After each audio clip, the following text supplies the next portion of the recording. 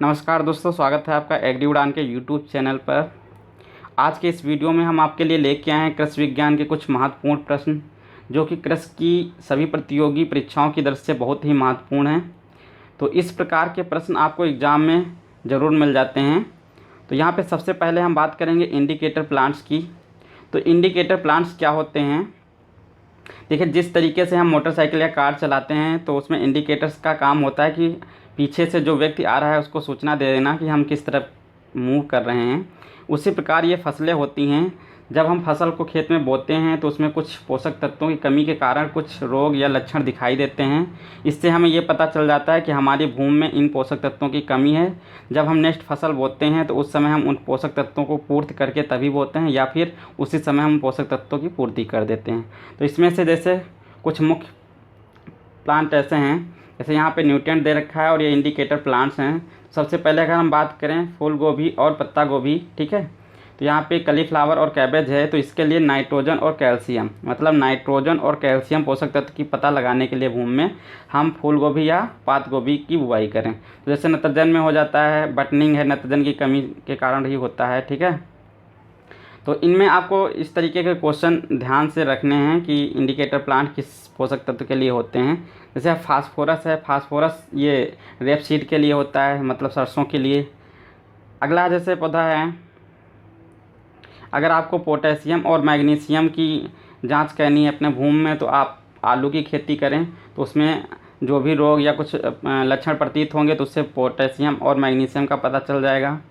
Zinc के लिए जो है मक्का सबसे अच्छा इंडिकेटर प्लांट होता है। मक्के में जैसे एक श्वेत कलिका रोग हो जाता है तो जिंक की कमी के ही कारण हो जाता है। फिर है फेरस, जिसको हम लोहा बोलेंगे। इसके लिए हम फूल गोभी, पात गोभी और आलू की खेती करें तो फेरस की लिए ये सबसे अच्छे इंडिकेटर प्लांट्स होते हैं। मैग्नीज के लिए शुगर बीट और ओट हैं। शुगर बीट मतलब चुकंदर होता है, ठीक है। बोरान के लिए सबसे अच्छा अगर प्लांट हम बात करें तो सनफ्लावर है, सूरजमुखी। फिर कापर के लिए व्हीट, गेहूं सबसे अच्छा है। सल्फ़र के लिए लूसर्न अच्छा है, ठीक है। तो ये इंडिकेटर कुछ प्लांट थे। आपको इन सभी प्लांट्स को याद कर लेना है, किस पोषक तत्व के लिए कौन सा पौधा उगाना चाहिए, ठीक है। अब हम बात करेंगे आपसे टाइप ऑफ फार्मर। जो किसान होते हैं उनको कई ग्रुप्स में डिवाइड किया गया है, कई कैटेगरीज में। तो ये किसके अनुसार किया गया है? भूमि की उपलब्धता के अनुसार, ठीक है। तो यहाँ पे जो किसान हैं उनको 5 मेजर कैटेगरीज में डिवाइड किया गया है, ठीक है। तो इसमें सबसे पहला है मार्जिनल फार्मर, जिसको हम लोग बोलते हैं सीमांत किसान, ठीक है। सीमांत किसान क्या होता है? जिस किसान के पास 1 हेक्टेयर से कम भूमि होती है उसे सीमांत किसान कहते हैं, जिसको मार्जिनल फार्मर बोलते हैं, ठीक। अब हम बात करें अगर स्मॉल फार्मर की, तो जो छोटे किसान होते हैं उनके पास 1 से लेकर के 2 हेक्टेयर भूमि होती है। फिर हम बात करेंगे सेमी मीडियम फार्मर की, तो इनके पास वही 2 से लेकर के 4 हेक्टेयर भूमि होती है। फिर अगर हम मीडियम फार्मर की बात करें तो 4 से लेकर के 10 हेक्टेयर भूमि जिन किसानों के पास होती है उन्हें मीडियम फार्मर के अंतर्गत रखा गया है। फिर अगर हम बात करें लार्ज फार्मर की, ठीक है, तो लार्ज फार्मर वो होते हैं जिनके पास 10 हेक्टेयर या इससे भी ज़्यादा भूमि होती है, उन्हें लार्ज फार्मर कहा जाता है। अच्छा, एग्ज़ाम में कभी कभार ऐसा हो जाता है कि 4 ही तरीके से दे रखे होते हैं। वहाँ पे मान लीजिए अब पूछ दिया गया स्मॉल फार्मर, ठीक है, और ऑप्शन में वहाँ पे दे रखा हो लेस देन 1 हेक्टेयर, 1 से लेकर के 4 हेक्टेयर, 4 से लेकर के 10 हेक्टेयर और 10 हेक्टेयर से अधिक।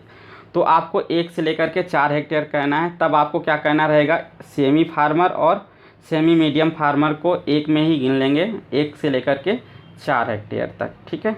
तो आप इसको ध्यान रखना, 1 से लेकर के 4 हेक्टेयर तक इसको हम काउंट कर लेते हैं। सीधा सीधा इसको हम बोल देंगे स्मॉल फार्मर, ठीक। आपको इतना ध्यान रखना है। चलिए अगला क्वेश्चन जो है हम आपको फाइनेंस अकॉर्डिंग टू पीरियड के आधार पर बताएंगे। देखिए, जो लोन होता है उसको हम अवधि के अनुसार डिवाइड कर देते हैं, कौन सा लोन कितने अवधि के लिए उपलब्ध होता है। तो सबसे पहले हम बात करेंगे लोन और टर्म्स के, मतलब कितने ईयर तक जो ये होता है वैलिड होता है। तो सबसे पहले हम बात करेंगे शॉर्ट टर्म या क्रॉप लोन जिसको बोलते हैं, और ये एग्ज़ाम में बहुत पूछा जाता है।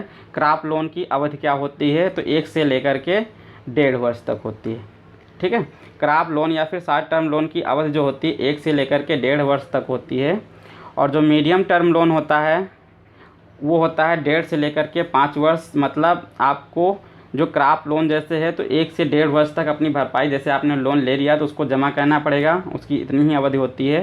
बाकी जैसे मीडियम टर्म लोन होता है इसकी 1.5 से लेकर के 5 वर्ष तक होती है, और जो लॉन्ग टर्म लोन है उसकी 5 से लेकर के 30 वर्ष तक होती है। अब हम जानेंगे ये शॉर्ट टर्म जो या फिर क्रॉप लोन दिए जाते हैं किस बेसिस पे दिए जाते हैं।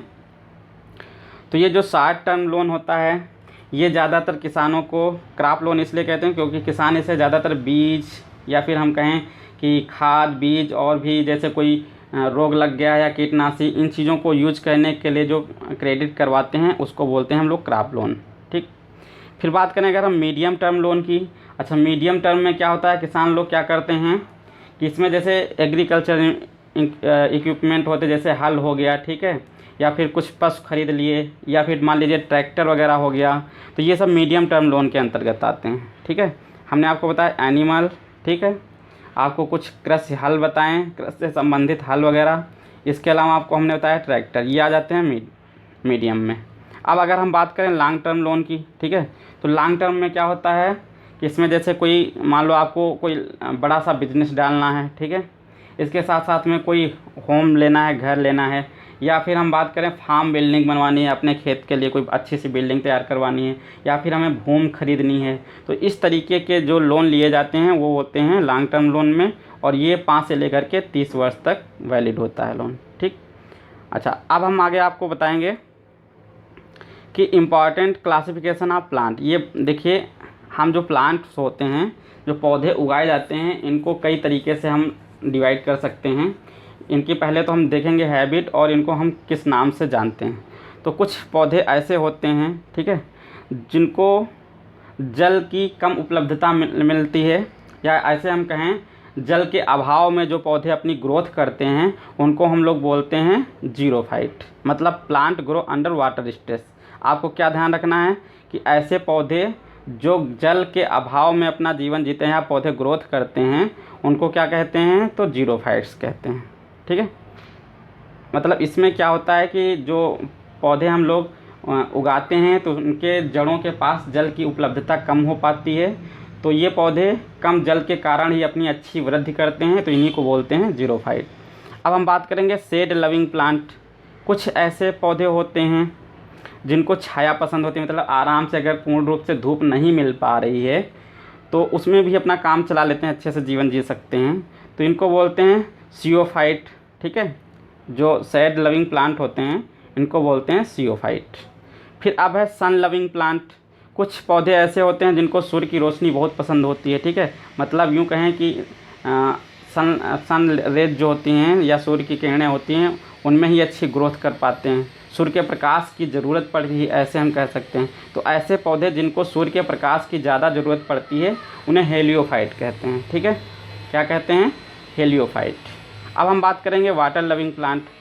ऐसे पौधे जो जल में खेती की जाती है, ठीक है, ऐसे पौधे जिनकी जल में खेती की जाती है या जल ज़्यादा चाहने वाले पौधे, ऐसे पौधे जो जल में ही उगाए जाते हैं या फिर उनको ज़्यादा जल पसंद होता है, तो ऐसे पौधे क्या कहलाते हैं, हाइड्रोफाइट्स कहलाते हैं। ठीक है, हाइड्रोफाइट्स।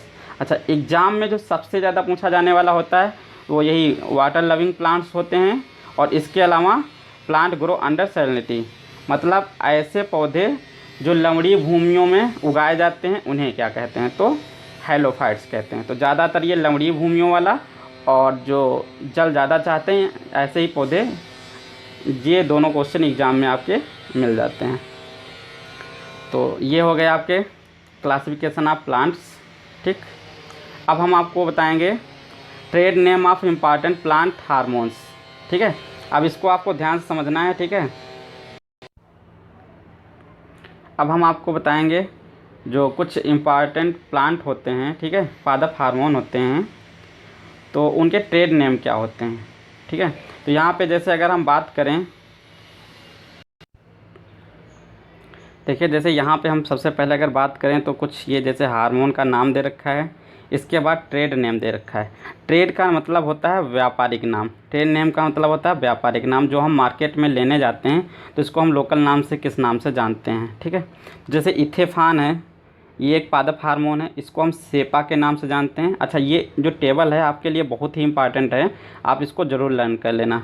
अब 2,4-D है जैसे, तो इसको प्लांट गार्ड के नाम से जानते हैं। बहुत ही इंपॉर्टेंट क्वेश्चन ये है, ये टेबल आपको ज़रूर याद होनी चाहिए मेरे ख्याल से। फिर है जैसे मैलिक हाइड्राजाइड, जिसको MH बोलते हैं, इसको हम लोग बोलते हैं स्पाउट स्पॉट, ठीक है।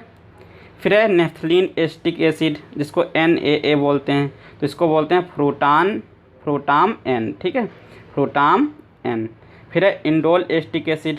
अच्छा, इंडोल एस्टिक एसिड एक पादप हार्मोन है, इसको हम लोग जो नाम जानते हैं व्यापारिक नाम से, उसको बोलते हैं राइजोप्टान A, ठीक है। अगला है जैसे इंडोल ब्यूटाइरिक एसिड।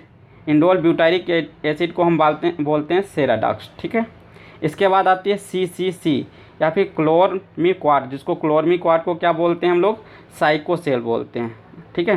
तो ये थे पादप हार्मोन्स जिनके व्यापारिक नाम थे। आपको इस पूरी लिस्ट को अच्छे से याद कर लेना है। तो आज के ये इम्पॉर्टेंट क्वेश्चन रहे। अगर आपको यह वीडियो पसंद आया है तो अपने दोस्तों तक ज़रूर इसे शेयर करें, और हाँ, जो लोग चैनल पर पहली बार विजिट कर रहे हैं वो प्लीज़ चैनल को सब्सक्राइब ज़रूर कर लें। तो आज के लिए इतना ही, मिलते हैं नेक्स्ट वीडियो में। धन्यवाद।